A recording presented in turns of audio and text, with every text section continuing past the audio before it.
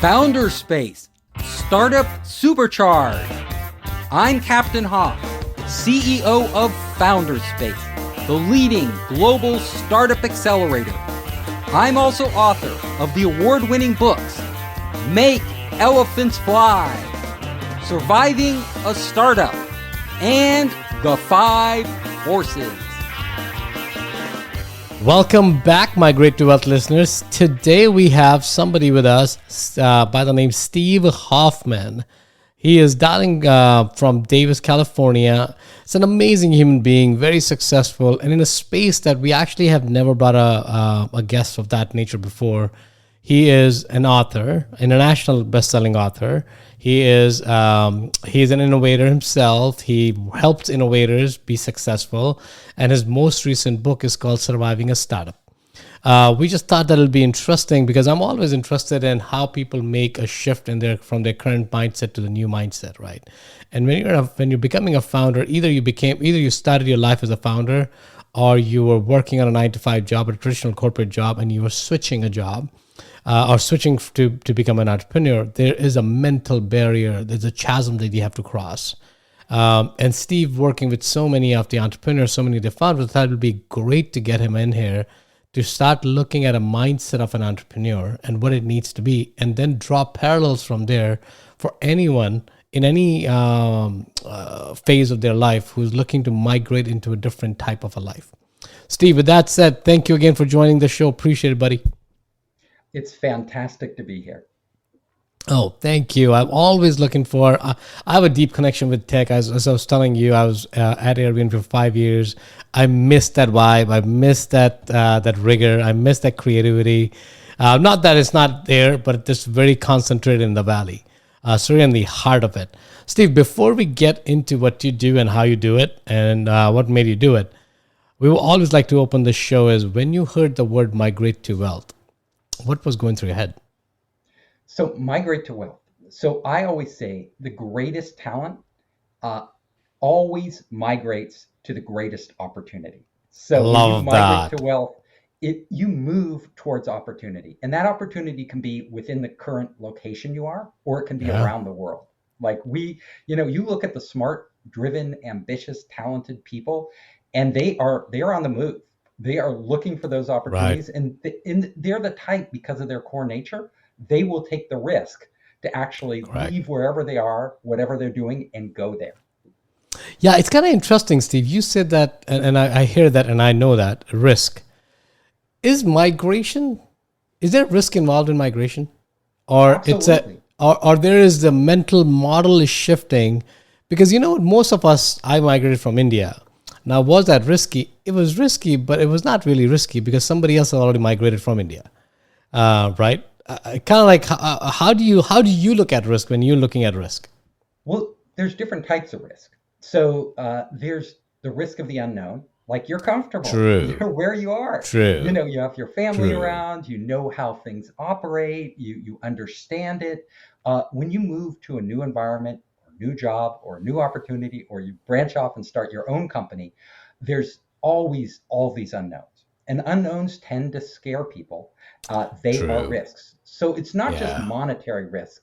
Fair point. Sometimes it is, right? So if you have a job secured, migration, to a new country is less risky. Or if you have a place at a prestigious university, you figure you're on a good track. Correct. But if you leave a great paying job and branch off and start your own company, very risky, right? Both monetarily, but also you're venturing into territory you just haven't been before. You don't completely understand. And, I work with people like this all the time. Like a founder space is actually built its reputation off overseas founders. Yeah. So a lot of people don't understand this, but in Silicon Valley, where I'm from, I'm, not far from San Francisco. Yeah. In Silicon Valley, over half the entrepreneurs who found these amazing venture funded companies that become unicorns, over half of them are from overseas. That's true. They're not American. So that's because we're a magnet for talent from all over the world. Silicon Valley isn't I would say you go around Silicon Valley, which is my home basically, and over half the people in every room you go to, in every networking event or any corporation, over half the people were not born in the United States.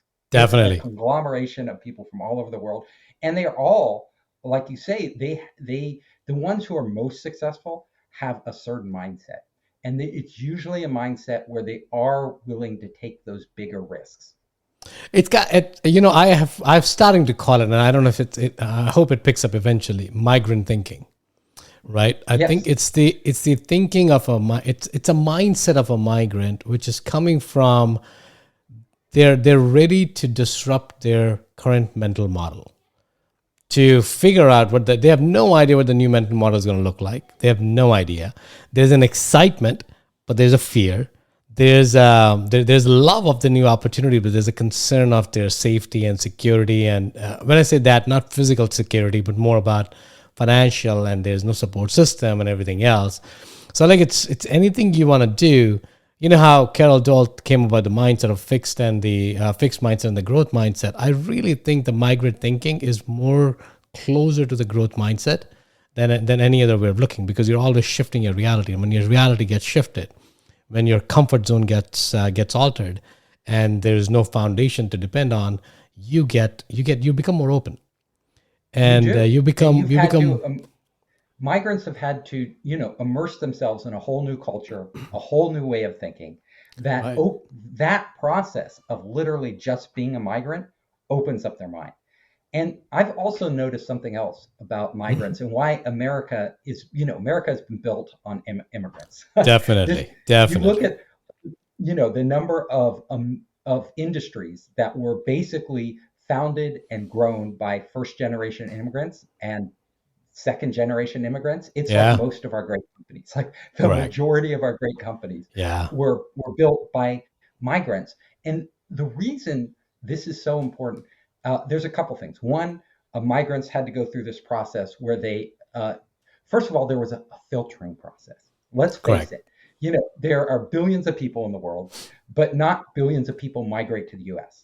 No. So what you get is you get a filtering of the most persistent, ambitious people who are really hungry to do something. Right. Like they could Right. do something back home, but they want to do something bigger. And so that filter, you're getting this group of people entering the U.S. who are willing to take the risk, are hungry, and are willing to put in the hard work. The huge number of Yeah. hours it takes to get to their goal, to get to their dream. And so when you get migrants in the US, you're getting a very select group of people, actually, who Yeah. are, yeah, who are in a really interesting position. They have an interesting mindset because, on one hand, migrants,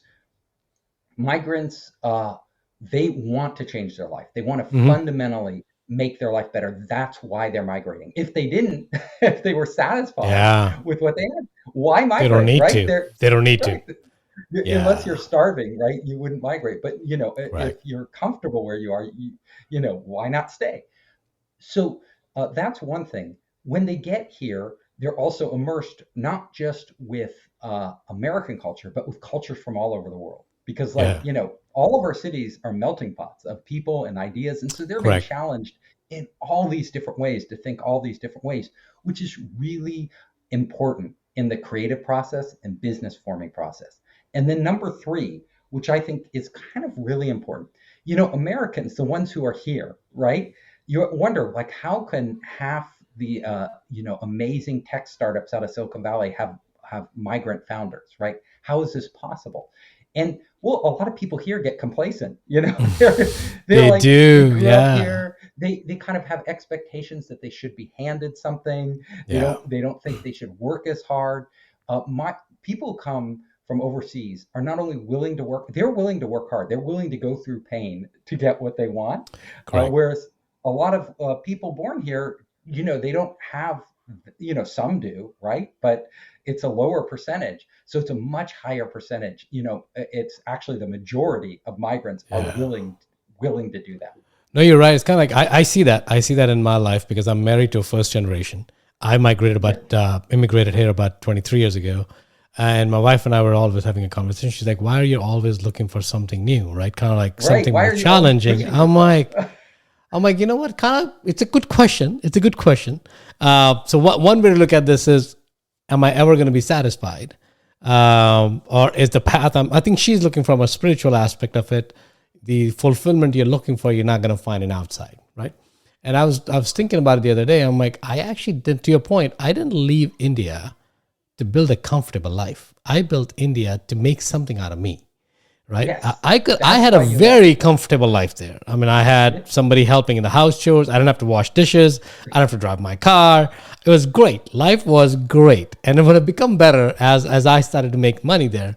But something else drove me here, which was the thrill of finding an opportunity and creating something, right? Now, I And do want to, challenging yourself, challenging challenging yourself. yourself. Can you do this? Can you be one of those people who makes it? Correct. And I remember I started this podcast and back in October of last year, I was way beyond my comfort zone, right? I had never been, and kind of most of the audience know it, at least consistent listeners, I was not comfortable with how I sounded. Mhm. Doesn't matter how good or bad, people kept telling me there's nothing wrong. I'm like, I am not comfortable, right? And the only way I could get beyond that, I'm like, when I left India, I couldn't even speak English. I understood English. I couldn't. I'm in a better spot 23 years from that time. So, you know what? Let's see. Let's see what happens. The curiosity fuels me. I'm like, I'm just going to launch it. If one person listens it, it's done its job.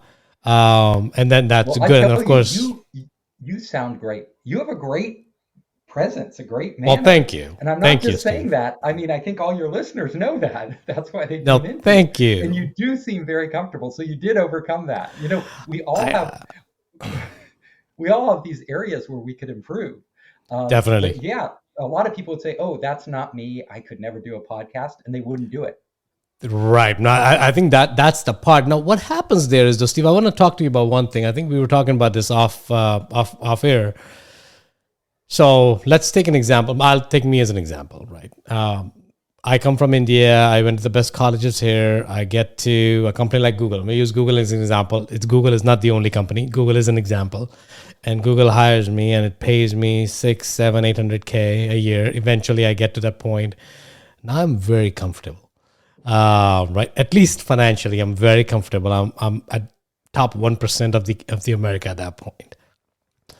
But I know I'm unhappy because now the complacency that I left back home is again settling in, right? Because I'm comfortable. I'm getting up in the morning. I get up at 10 or 11 in the morning. I do my work in 2, 3, 4 hours because I'm smart. And this is not just me. This is a typical tech immigrant who is in most of these big companies is getting there, where I'm like, I get fed at my office, I get my laundry done in my office, I have no issues in my life, right? Financially. But there's something is blocking me. Something is preventing me to move forward. What happens there?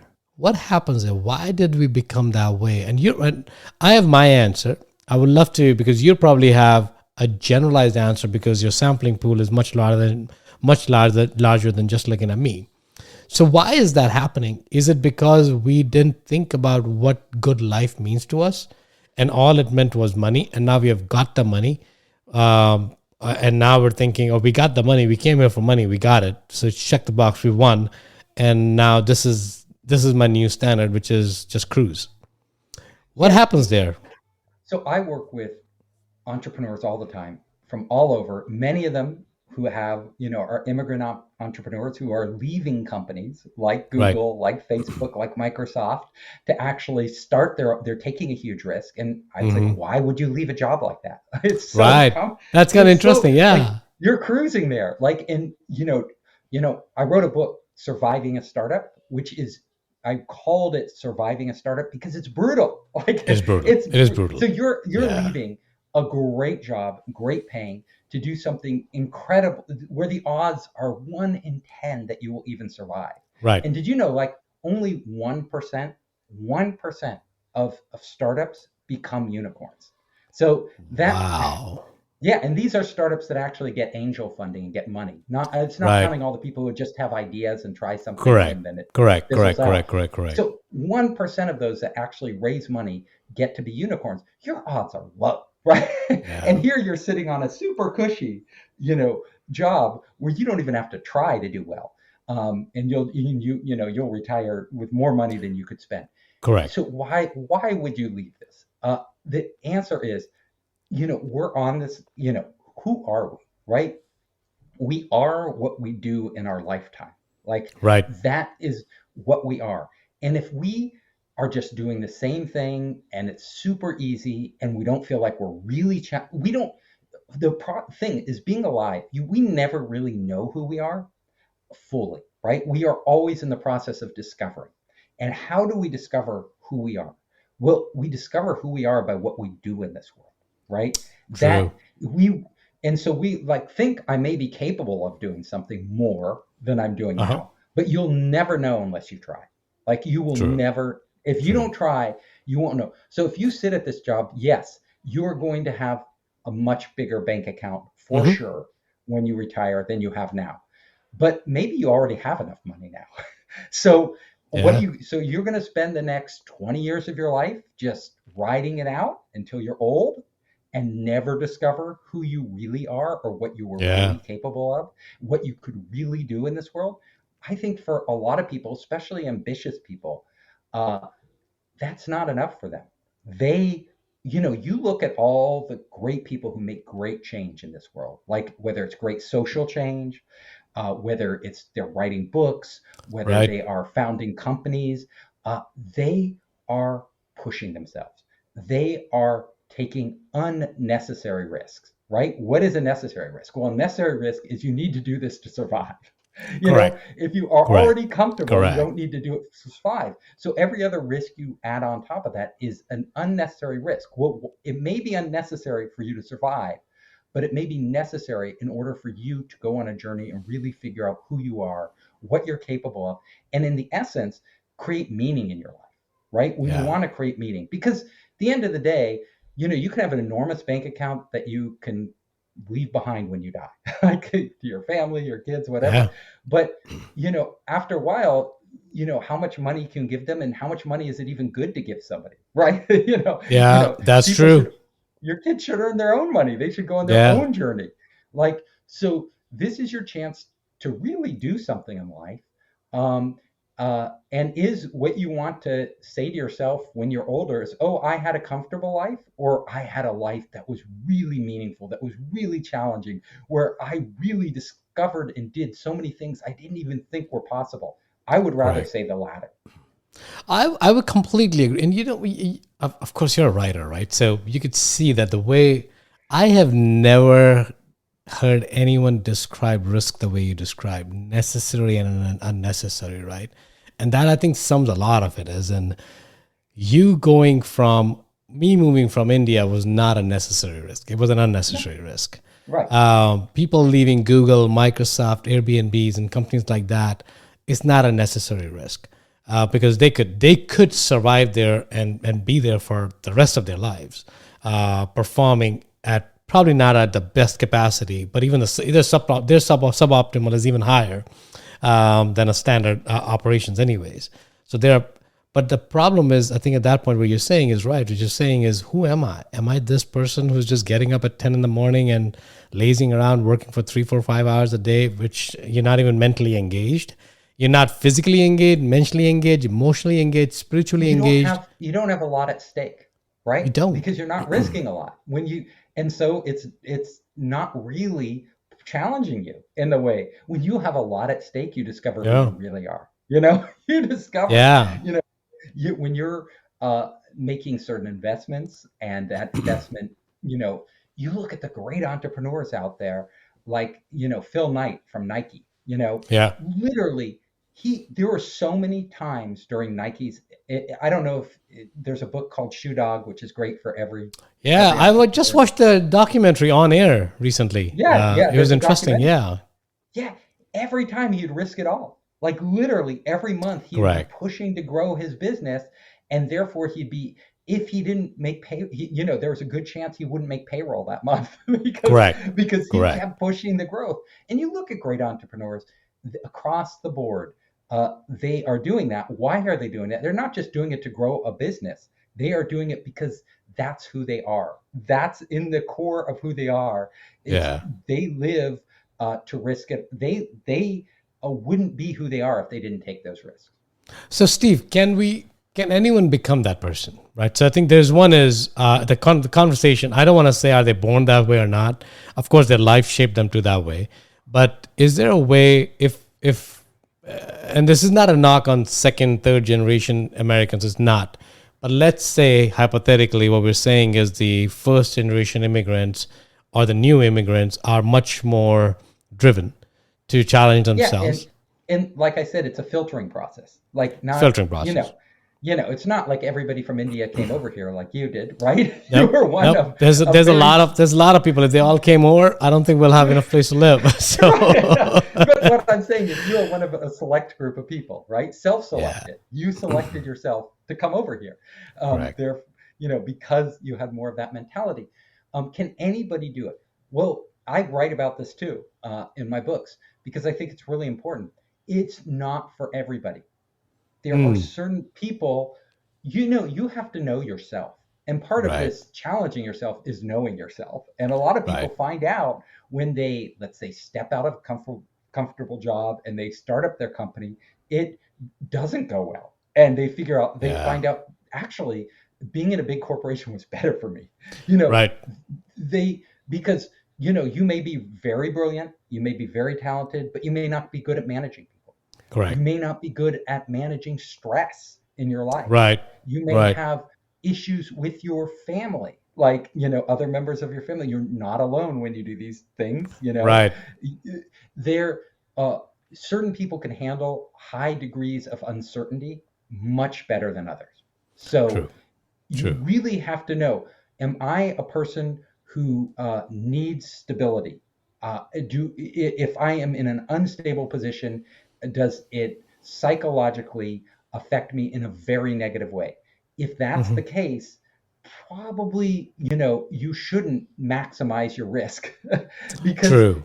you will find out that you aren't suitable for that. Other people can handle change. In fact, they love change. They Right. love the adrenaline of uncertainty. They love not knowing what's coming next and Correct. having constantly new challenges. Those people with that mindset and that genetic makeup, and that's who they are, that's in their DNA, they are much better suited to take on challenges like being an entrepreneur, like leaving a very comfy job. So Yeah. really, it's understanding who you are, where you're. So it's a question of who you are DNA wise, like what you like, and then also what your talents are, right? Because Yeah. you could be a really awesome coder, but you could be the most god awful manager of your own company, which I've seen means those people. I've seen those people. which means that if you do a startup, you should be joining somebody else. Somebody else should be Correct. CEO. You should Correct. maybe Correct. you could Correct. be on the technical side, but you really have to know where you Yeah. fit in and where you can contribute the most. And a lot, we're all of us are to some degree self-delusional. Like we believe we can do things that we can't because we want to believe that. Right. But at a certain point, it's really good to test yourself and find out what you're capable of. And like you said, a lot of us, there is room, there is flexibility. It's not like hard coded. You can, Yeah. like you became better at doing podcasts. Now you're really good, right? Definitely. Because Yeah. you took that challenge. There are, um, you know, if we work at it, we can push our limits. So we can, like, it's like sports. Like some people are born with the athletic Yeah. body, like they're the height, the strength, the dexterity Yeah. of an NBA star. They're born with that. But maybe they're lazy. They don't have the money, Possible. or Yeah. they aren't going to push themselves. Those people will never make it to the NBA. Correct. Other Correct. people maybe is determined as anything, but they're short. Yeah. They're they're just never going to be an NBA star, right? They True. just don't True. have the True. physical. And then there's just people like most of us who are in this gray area. Like Yeah. we are neither like born to it nor excluded from it. Right. But if we work extremely hard, given the abilities we We'll have a get shot there. at making it. Yeah. We have a shot at making it, and that is the majority of people. So, Steve, let's actually take it from a different side. Different side. So, do you have kids? Yeah, Perfect. yeah, So, let's take it from the kids aspect, right? Because I think part of that is your risk tolerance, as our risk tolerance as an adult, gets shaped very early in our life, right? I mean, a child by default is born to take on risk because they're walking, they're falling, so they're comfortable taking the risk, right? It's not like they're saying, "No, I'm going to fall, so I'm not going to walk." No child, at least I haven't encountered any child who doesn't do that. And no parent says, "You're going to fall, so don't walk." They're like, let them fall, but in a controlled manner so that they can continue walking. How can you, because the skills that we're talking about as an entrepreneur, as a migrant, as an immigrant, these are all important skills in life. Even though you don't launch the next Airbnb or the Google or the Facebook of the world, those skills are going to make you a better human being, right? You're going to be living a life on your terms. You're doing things because you want to do it, not because somebody else is pushing it on you. Because most of us are living life of lies. We're unhappy with the person we married to, with the company we're working in, but we are stuck in a societal construct. They were like, this is our norm, this is it. Let me just accept it and move on, and then eventually die. yep, Right? That's what kind of like, and I'm generalizing and I'm abstracting. It's not that simple. But then if you're thinking about these migrant thinking, these entrepreneurial thinking, the way they think, is there a way to transfer that to our kids?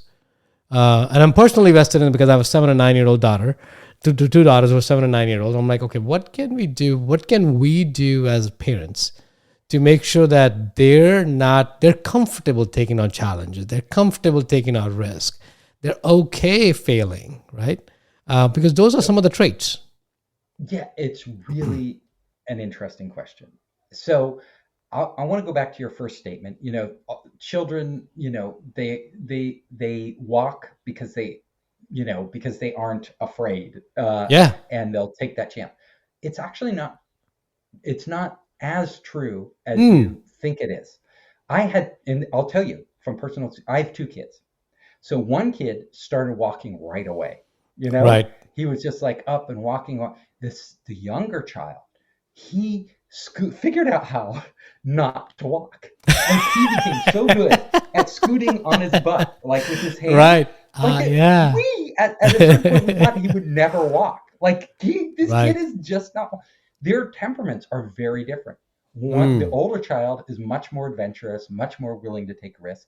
The younger child is not a born risk taker. So, and mm, he, it was just, and we could see that growing up from the time that they were walking. So, like, not every, kids do learn to walk because it's more efficient right. at the end once Right. they learn, but they don't do it at the same speed or in the same way. Mm, Um, Human beings are the same way. And so when you look at your kids, first of all, you got to look at who they really are. Like we yeah. all want to mold our kids, but their kids might not be like us. Like you came, you took the chance. Your parents didn't force you to come here, hopefully. Nope. Nope. Economic situation. Some people it's economic, they have to come. They're political refugees, they're economic refugees, whatever. They're forced to come. They're kids from Honduras who are fleeing, horrible Yeah. lives, who are forced to come. Those, for them it's much less risk coming here. Yeah. But you Correct. didn't. Correct. So you came of your own volition. Your kids may not have that same DNA. Like not the same DNA. Well, they have a DNA, but it goes throughout your whole family Correct. history, right? Your Correct. ancestry, right? So they are not you. And this is one thing you have to discover. I look at my kids and I was like, I had to recognize early on they are not me. Like I am, a little crazier, a much bigger risk taker than Yeah. either of my children. And uh, this, so I think the most important thing you can do and this is my firm belief as a parent, is not to expect your kids to be like you, to be open to discovering who they are and to Love be it. open to giving them the choice to decide how they want to become and what they want to do with their lives. And it may Mm. be totally different than the choices you made. And Yeah. that and honestly, if you support them and try to understand them and let them do what they do, uh, you and them will be much happier. So, True. True. because there are many ways to live our life, right? And Yeah. you and I chose very similar paths, right? And probably your listeners here are kind of more like us because that's why Correct. they're listening to this. Correct.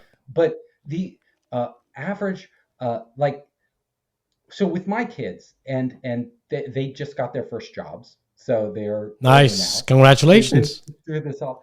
You know, I'm very ambitious. I wanted them to do certain things, and I always, wanted them to seek out knowledge, learn more, Yeah. challenge themselves more, do more. And I see it, especially I have some of my good friends are, immigrants, and they are really pushing their kids. Correct. I have one Correct. who like the question you just asked, he lives with every day. He's like, I want my kids to challenge themselves. I want them to do more. I want them to, and he's Yeah. always pushing his kids. Because that's his mindset. Um, Correct. I took a very different approach because at the end of the day, I always think your kids will, they may do stuff to please you, but then it's not who they are, right? They're not doing it Correct. for themselves. Correct. And I came to the conclusion that my kids, if they are going to take big risks, they do it and challenge themselves and become something much bigger than they are. They have to do that for themselves at the end of the day. Correct. If they're Correct. doing it for somebody else, at a certain point they're going to fail because it's True. not true to who they are, or they're not going to be happy. Like because they Yeah. aren't discovering who they are and what they want to do with their lives. So I told them, just do your best in school, learn whatever you learn, and whatever college you get into is fine. Like Yeah. I do not care. And then I would tell them, I kind of went off on my own weird journey. Like I'm a big risk taker. So I studied electrical computer engineer. I found out, no, that's going to be a boring life. I don't want to just sit in an office, Yeah. working for a big corporation, being a computer engineer. And so I went to film and television for grad school. And then I worked in Hollywood as a Sweet. TV exec. Love And then it. I went to Japan to make games. And then I came back to Silicon Valley to launch my first game startup. And then I just kept going on all these crazy paths because that's me. Right. But I look at my kids and they're very, very different. They ended up doing really well, like really amazingly well. Ended up getting into top tier schools, and then they got amazing jobs. And you, but I purposely had to try to restrain myself because Right. I'm kind of like you. Like I really wanted my kids to do more, but I found when in restraining myself and just appreciating them and what they were doing and the choices they were making, it Yeah. made them so much happier and it made them secure. And I look at them now, and they are so happy. Like they That's all ended that up getting, matters. yeah, like many of your listeners here, they ended up getting like high tech jobs, right? Well, it's Right. because we're kind of in the high tech world, and they have high tech parents, so and Definitely. they're earning great money. They haven't taken the leap yet to be entrepreneurs. I am not pushing them because they have to Their want to do it. journey. Like It's their journey. Yeah. their journey. And Yeah. I always, valued education, told them that learning and hard work are the most important things. Right. But that's different than actually pushing them. Like, did you do this? Did you get an A? Did you get your homework? If you Correct. don't get in, if you Correct. don't get into an Ivy League school, you're doomed. If you put that, I think that's negative pressure. I think And so too. I agree. I yeah, agree 100%. so that's my philosophy. Just that's my No, I think it's philosophy. an important philosophy, right? But I think in your point, what you're doing is you're not pushing them to do anything, but you're living you're an example for them, right? If I'm this a, is how someone looks like if they take a risk, exactly. if ever they have to do that, they have a mental model now. But if I think that the thing is going to be what you, which I agree with you, and I appreciate that because what you're not doing is you're not living an unhappy life. You found your happiness and your happiness in doing crazy things that you've done, which is perfectly fine for you, but it was done on your own terms, right? I think that's what we're talking about. It's I you did that. figured out what works for you. And my brother from the same genetic pool is exactly the opposite of me. Mm, He wants zero risk in his life. He, right. I he think works you took all the risk for the entire family, man.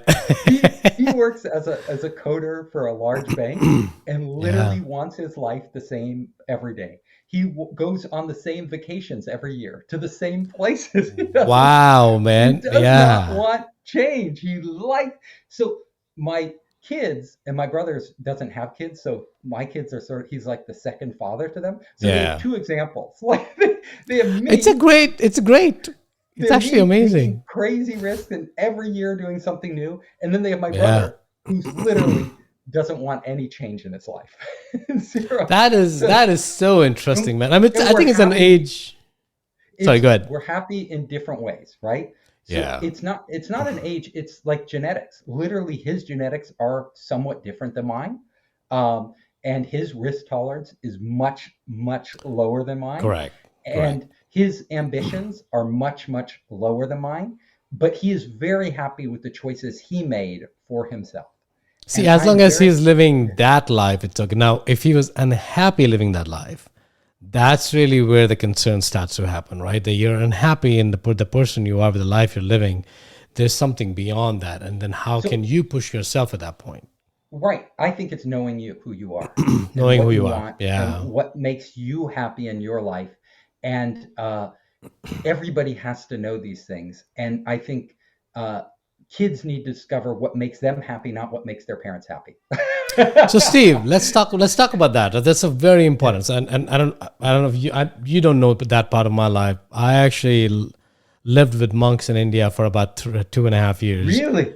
Oh, you are. trying to rediscover myself, Wow. right? Trying to find me, who I am. But not everyone's going to do that. Not Right. everyone's going to do that. You're That's an not for adventurer in many everyone. ways. Yeah. I'm just like you in that regard, just crazy stuff. What's the next? I think I get up in the morning. What's the crazy I can do today? How much crazier Yeah, can I be today? exactly. Which is what I love. I've Yeah. changed 25 addresses in the 23 years I've lived in this country, so I like change inherently.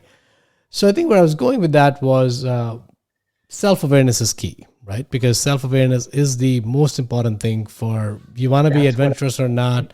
How do that's you the journey become we're self on. aware?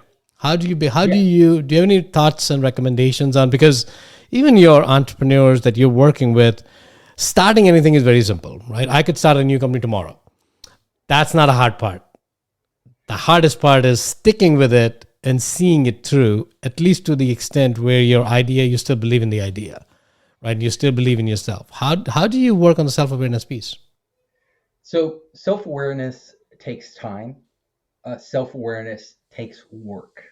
You Hmm. don't become self-aware just by just by doing the same thing over and over. You Correct. become self-aware by actually analyzing the decisions you make Hmm. and trying to really figure out why you made those decisions. And for a lot of people, we're all on this journey in life. We're all self-aware to a certain degree. Some Yeah. people are much more aware of of in an accurate way of why they're making the decisions they make. So all of us tell ourselves a narrative. We tell ourselves a story in our head, a story Hmm. about who we are, what our life means, why we make these decisions.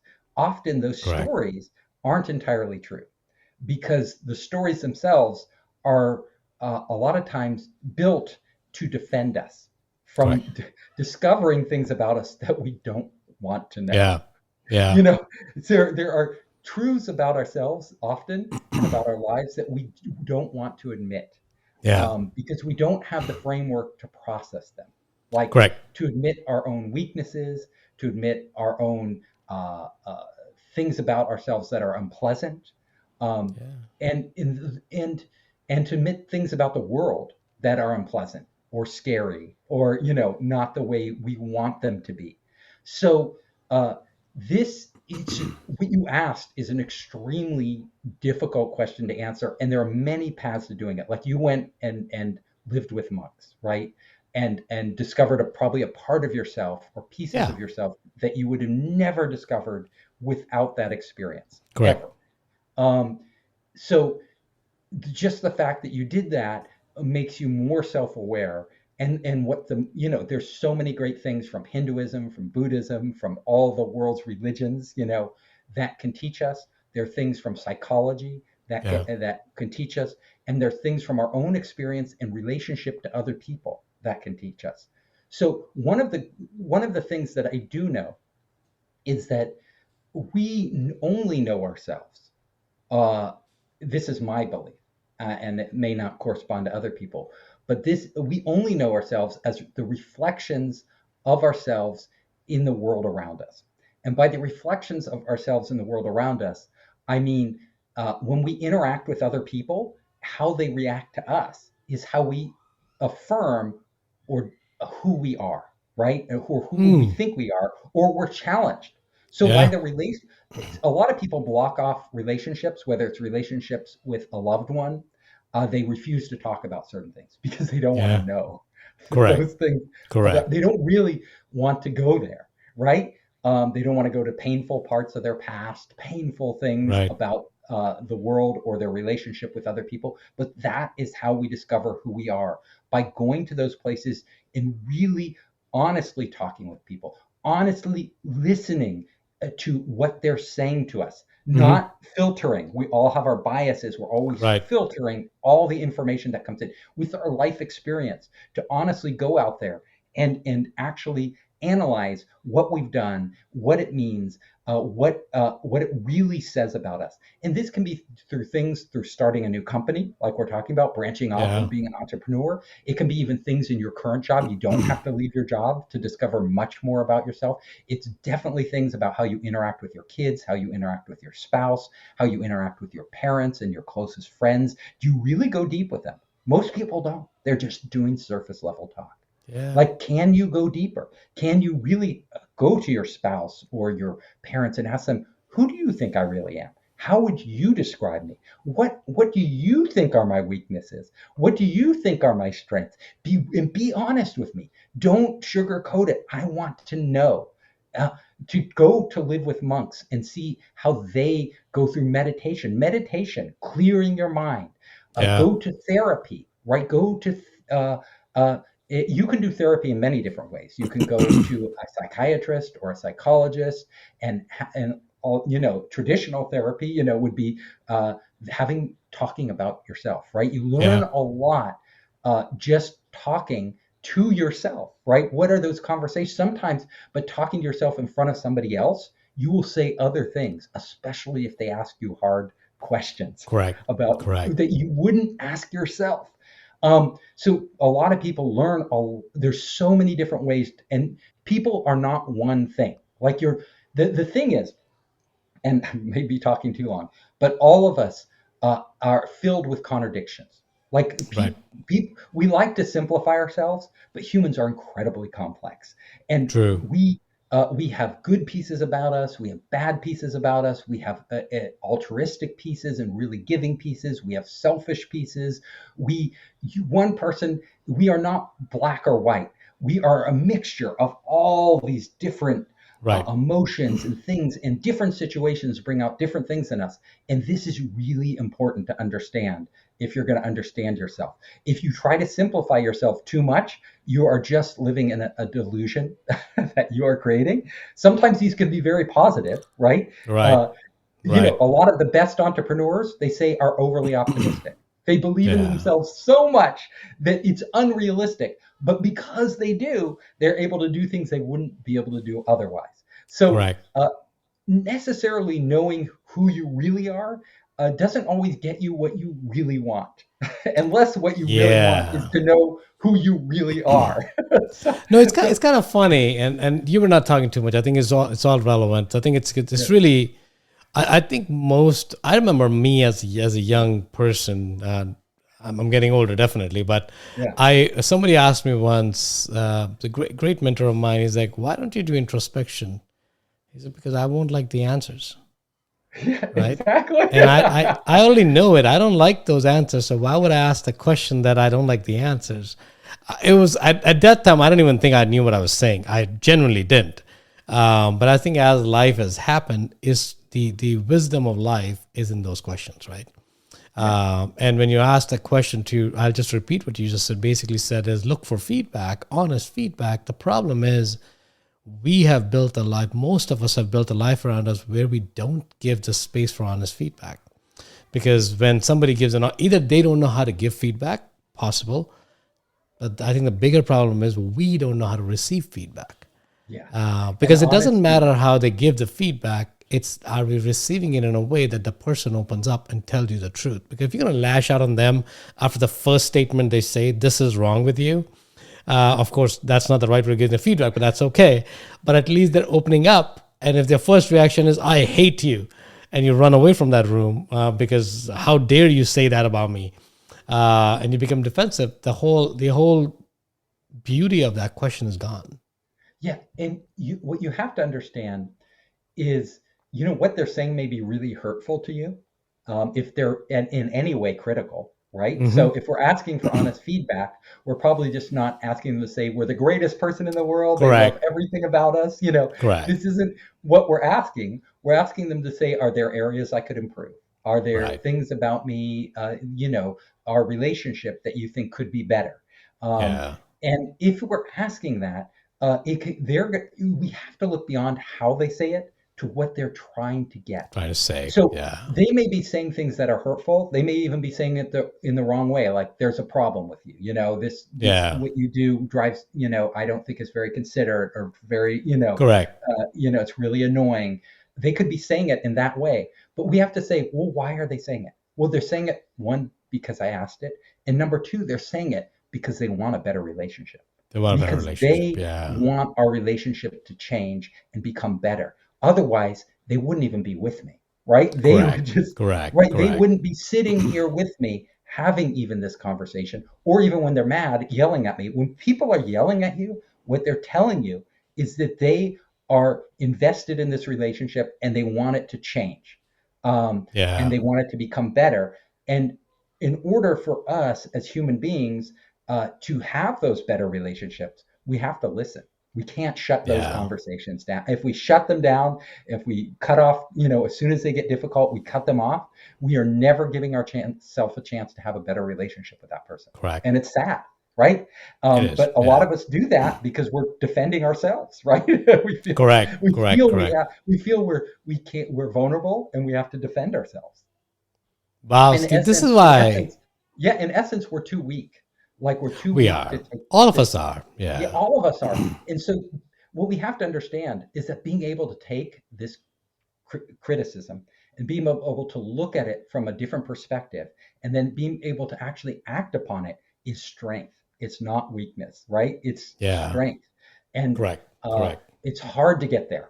It's hard for all of us. Yeah, Steve, this is why I love podcasting, man. Where else will I have this conversation? Well, I'm glad I made you love podcasting. No, this is amazing, man. This is amazing. There's a lot of, I would call it wisdom and make it cliched. I think it's a lot of life experiences, right? And everyone has their own perspective. Everyone has their own. This is where the podcasting is great because you get to hear multiple perspectives, and no one's perspective is right. I wouldn't be talking about this if it weren't for you. Because it's our conversation, right? It's our conversation, correct. Like usually on my podcast, I'm talking about how to become an entrepreneur, how do you raise capital, how do you, do all these practical things. You're asking me more philosophical questions, which I love, by the way. Because that's who you are, right? As a founder, people can teach you how to raise capital. No one's going to tell you how to become a better founder. And that's all in the mindset. It's all in the mindset. And like you, I'm a person who lives to discover, to learn, to grow. And it isn't just about getting more money. There's lots of ways to get more money. Correct.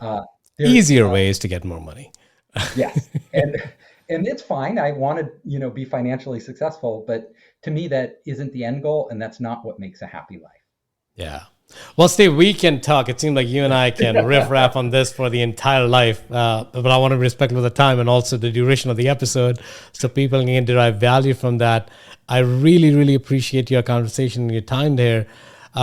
Let's end the show with two questions. The first question is, I know you've lived a very rich life and amazing experiences, all up, not all ups, some downs, some ups, the normalcy of the life. But What would be one insight you would give to your 20-year-old self if you were to go back? Like your kids probably are in their 20s right now, early 20s, if they just found the job.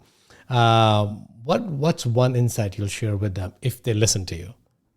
So the one insight would be everything you think is a big problem in your 20s, I can guarantee you will look back and you Yeah, won't, most of the stuff we get all worked up about, we're all stressed about, we don't even remember a year later, let right. alone 20 years later. Like we just don't even Yeah, have any concept that that was an issue for us. So to everybody, uh, to everybody, you know, whenever you're getting stressed, whenever, you think it's the end of the world, I guarantee you it's not. it's not. Yeah, you, more than you, likely. Yeah, right. And if it is, it's the end of the world. There's nothing you can do about it, right? The world's over. But so that's if true. you're not facing imminent death, you and your family members, remember you're going to bounce back from this. It's going to be fine. That's what I would have told myself because I think I put myself through a lot more anxiety than I had to Hmm. go through. No, I think it's well said. Most of us do, right? Yeah. Because it's kind of like funny. I was talking to somebody yesterday, or maybe day before. I can't remember when I was talking to. It's another podcast episode where it's the dichotomy we live in. We all think in our 20s we have a long life, but somehow Yeah. the problems have to be resolved like today. Right? We think we're immortal and we'll never die, but oh Yes. my God, my life's going to end if this doesn't happen in my life. Right. It's Right. kind Right. of like Or if this I'm not dichotomy, which is successful, or interesting. right. Am I successful? Am I not? My first job, I'm not making 150K. I'm a Yeah. failure, right? Exactly. Whatever that amount is. So that's interesting. Now, the second question is, which is a little bit broader perspective, Steve. What's what's your one wish and desire for humanity to migrate towards in the next few years? So we're at a very interesting point. I write a lot about this. I did a book on AI called The Five Forces, and I think we have to understand, uh, especially with artificial intelligence and humanity itself, these machines, AI, is now capable of understanding who we really are, what our motivations are, why Mm, we act better than we can. Because, like I said, we're delusional and it's looking at real right, data, right? And right. it has algorithms that are pattern matching machines, just like our brains. And so AI can start to predict what we will do better than we can. AI can start to make decisions better than we can because it processes vastly more data. Uh, we have to figure out what is the right way to use these machines to enhance our lives Right. and what is the wrong way. Do we want to delegate, and I can do a whole nother talk on this, all of our decision making to these ultra smart machines, which is the direction we're headed? Hmm. Or how can we make decisions with them that are truly better for us Yeah. without them becoming a crutch? Um, and also, how can we build machines that are truly empathetic to human needs, human suffering? Uh, is this even possible? These are the great challenges we face as humanity. I hope you enjoyed the show. If you liked it, hit the subscribe button and share it with your friends. You can help us create more great content by subscribing and sharing. Also, if you want to access our online startup program, our investor network, and our entrepreneur resources, just come to founderspace.com.